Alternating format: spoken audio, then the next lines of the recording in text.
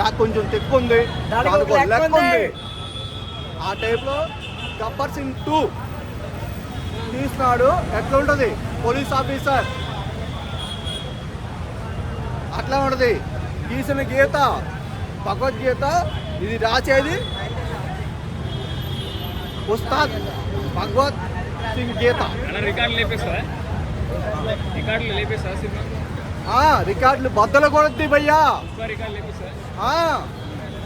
OG కంటే బద్దలు కొడుతుంది.